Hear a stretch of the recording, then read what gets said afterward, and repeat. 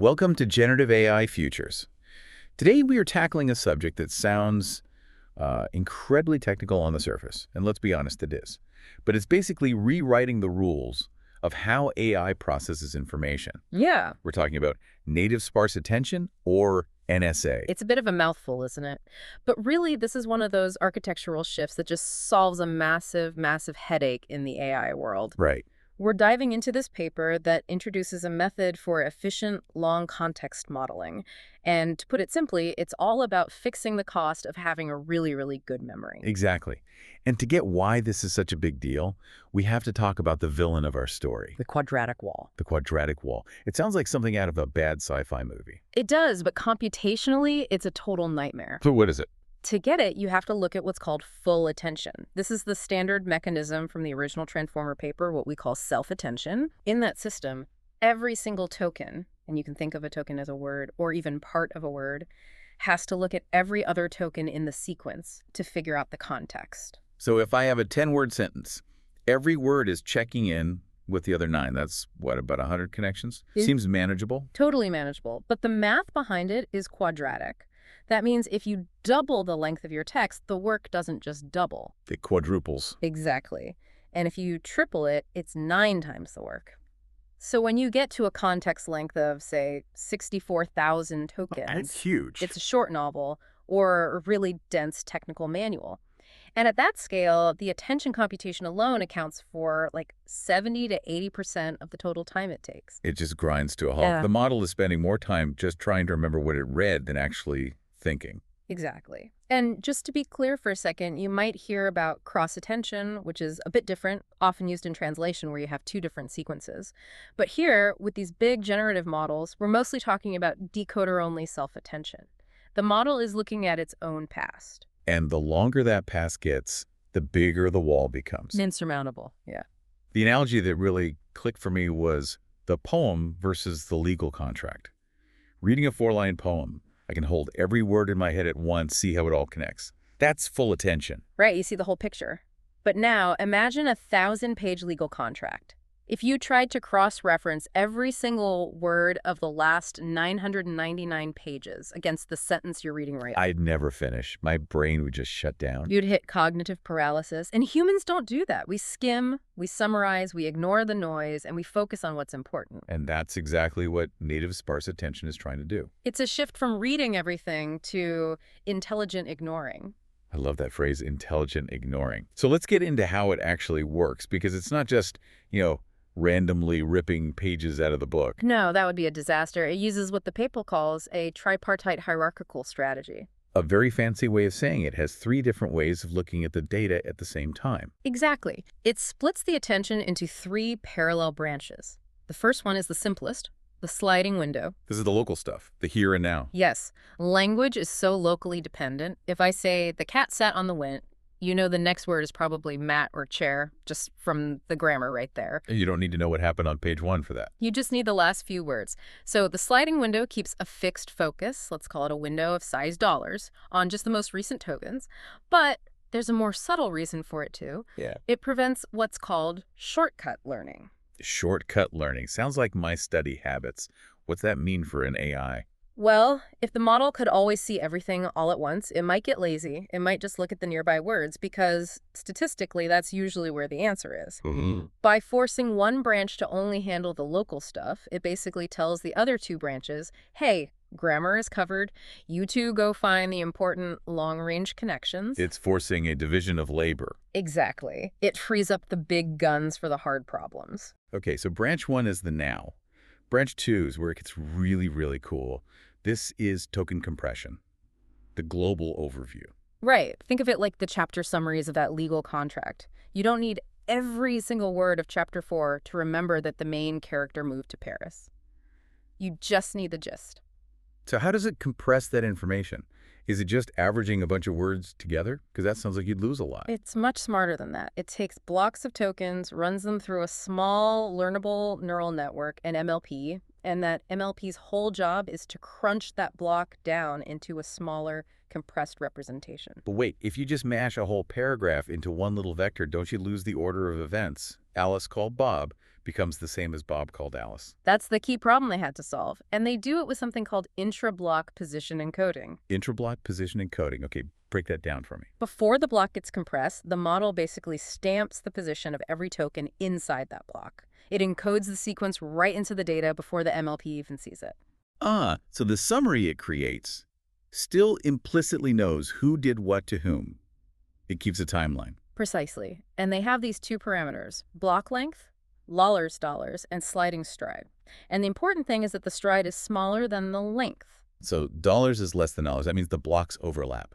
Yes, the summaries overlap, which is crucial because if you had hard cuts, you could slice a sentence right in half and lose its meaning. The overlap prevents that from happening. Okay, so we have the local view with the sliding window and the high-level summary from compression.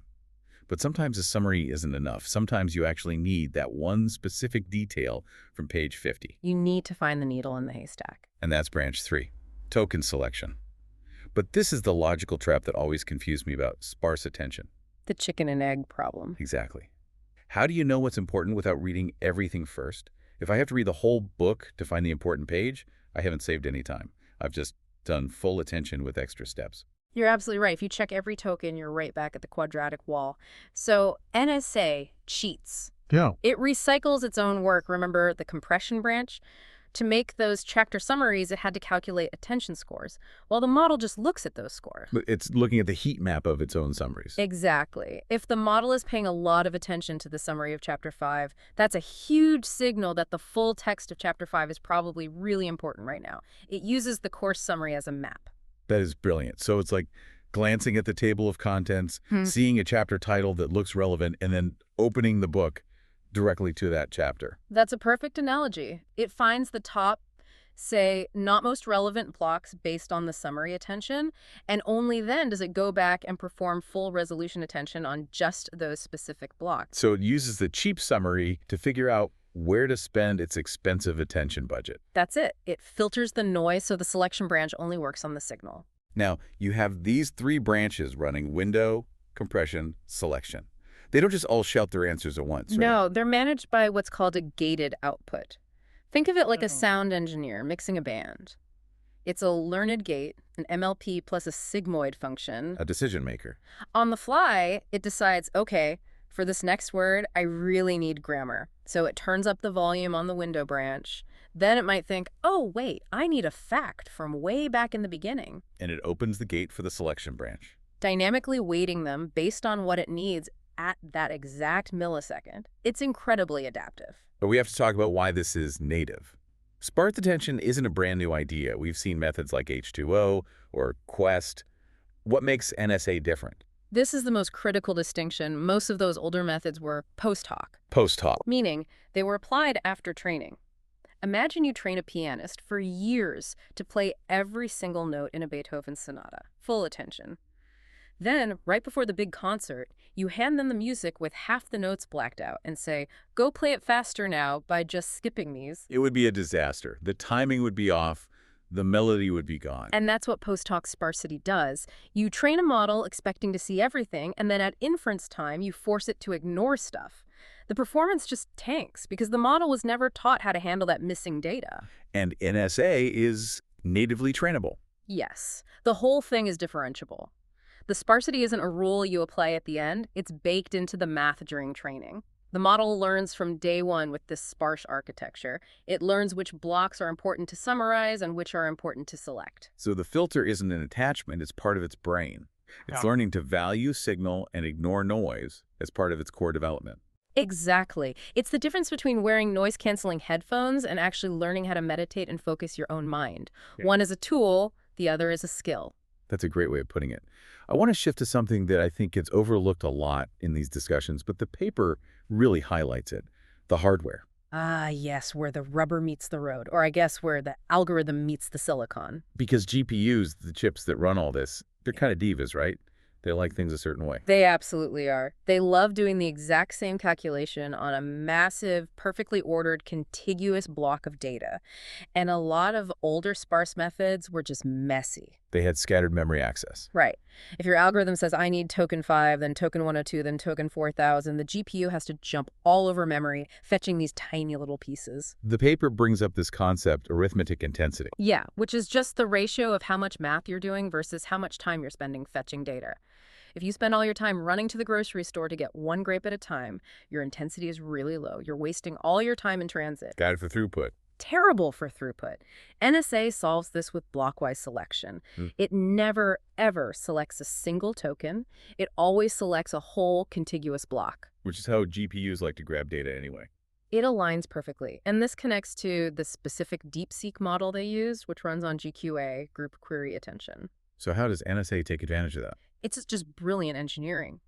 With GQA, multiple parts of the model share the same data cache, so NSA loads all the query heads within a group into the superfast on-chip memory, the SRAM, at the same time. They all get to share the data block that was just fetched. So you pay the memory access cost once, but multiple parts of the model get to use it. You squeeze every last drop of computation out of it. It maximizes the use of the tensor cores. It's just designed from the ground up to be hardware-friendly. And they tested this on a 27 billion parameter mixture of experts model, right? Which is already sparse in a different way. Correct. MoE means only a fraction of the model, maybe 3 billion parameters, is active for any given token. So you have a model that's already sparse in its parameters, and now NSA makes it sparse in its attention. It's efficiency on top of efficiency. Which brings us to the results. Yeah. Because all this theory is great, but does it actually work? The numbers are, frankly, staggering. For sequences at 64,000 tokens long, they're seeing up to an 11.6x speedup. 11 times faster. That's an order of magnitude. And that's not just for getting an answer back. That speedup applies to training, too, which is just huge for researchers. But there's always a trade-off. When you make something that much faster by ignoring data, you expect the accuracy to take a nosedive.